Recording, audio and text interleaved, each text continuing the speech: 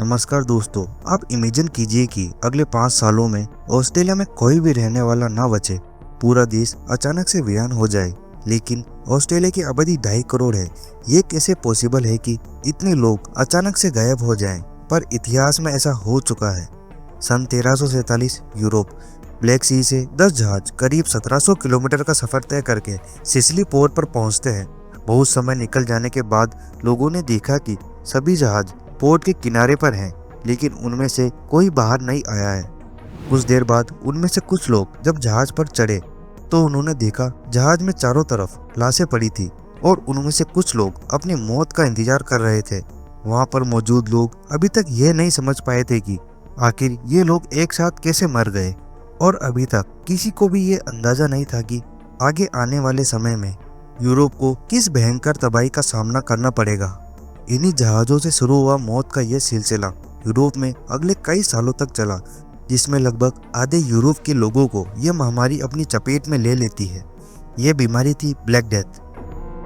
अब यहाँ सवाल ये उठता है कि आखिर इसे ब्लैक डेथ क्यों कहा गया और इस महामारी का दुनिया पर क्या असर हुआ, और उन व्यापारी जहाज़ों में जो लोग थे वे किस देश की यात्रा करके वापस आए थे।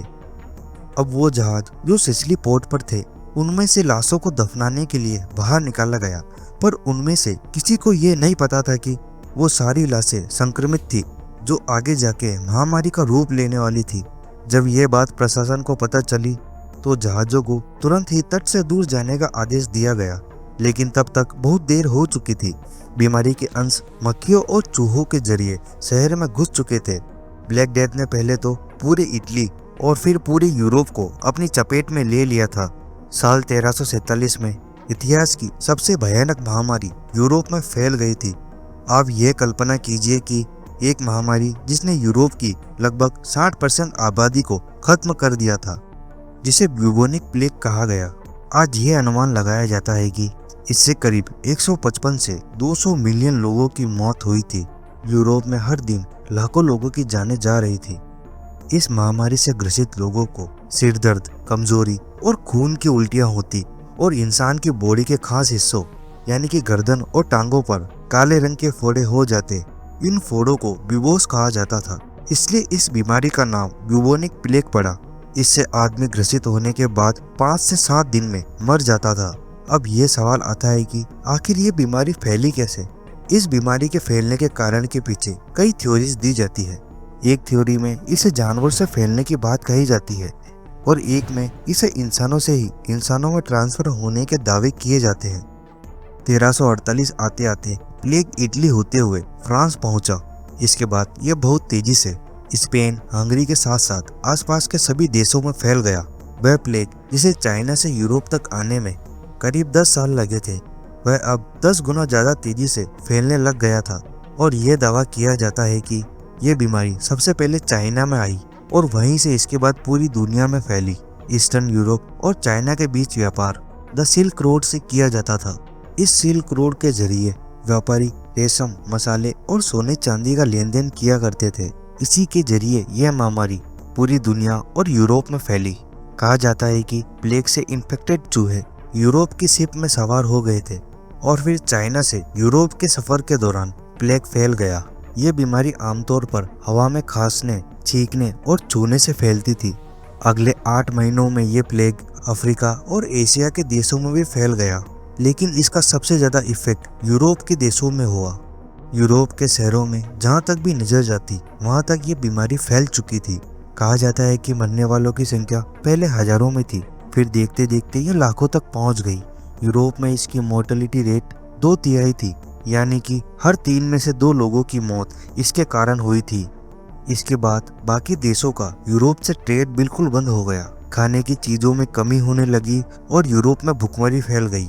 अब प्लेग के साथ साथ भुखमरी से भी लोगों की मौत होने लगी थी। इस ब्लैक डेथ की वजह से लोगों में अंधविश्वास भी फैलने लगा। लोगों के पास इस बीमारी का कोई इलाज नहीं था, तो यूरोप के लोगों ने गॉड की तरफ देखना शुरू किया। इसमें कुछ धार्मिक कट्टर लोगों का मानना था कि ब्लैक डेथ की ये बीमारी जूस यानी कि यहूदियों ने फैलाई है। इसी वजह से अब यहूदियों को टारगेट किया जाने लगा। अगले 1 साल में 1348 से लेकर 1349 तक कई यहूदियों को एक साथ मारा गया। 1349 स्ट्रेसबर्ग फ्रांस में 14 फरवरी वैलेंटाइन डे के दिन 2000 यहूदियों को जिंदा जला दिया गया था। इसके बाद हजारों लोग मारे जाने के डर से नॉर्थ यूरोप की तरफ भाग गए, जहां वो लोग कट्टरपंथियों की भीड़ से सेफ रह सकते थे।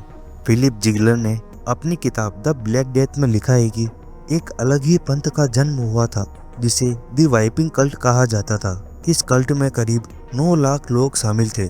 ये लोग दूसरे लोगों के सामने अपने आप को कोड़े मारते थे। ऐसा करके ये लोग ये साबित करना चाहते थे कि चर्च के पास इस बीमारी को खत्म करने की ताकत नहीं है। ये चर्च की अथॉरिटी के खिलाफ एक यूनिक तरह का प्रोटेस्ट था। यूरोप के लोग अपनों की इस प्लेग से इतनी मौतें देख चुके थे कि उनके मन में अब जान जाने का डर खत्म हो गया था। अब वो लोग रिस्क लेने से नहीं डरते थे और नई दुनिया की तलाश में कहीं भी जाने को तैयार थे। इसी का ही एक रिजल्ट रहा कॉलोनियलिज्म। यूरोप के लोग, जिनमें ब्रिटिश भी शामिल हैं, उन्होंने दूसरे देशों में जाकर उन पर राज किया और भारत भी उनमें से एक है। इससे साम्राज्यवाद का भी विस्तार हुआ। रिसर्चर्स का यह मानना है कि यूरोप पहले ही फूड क्राइसिस से जूझ रहा था। लोगों के पास खाने के लिए खाना नहीं था, जिससे यूरोप के लोगों का इम्यून सिस्टम कमजोर हो गया था। इसलिए पूरी दुनिया के मुकाबले यूरोप में प्लेग से मरने वालों की तादाद ज्यादा थी।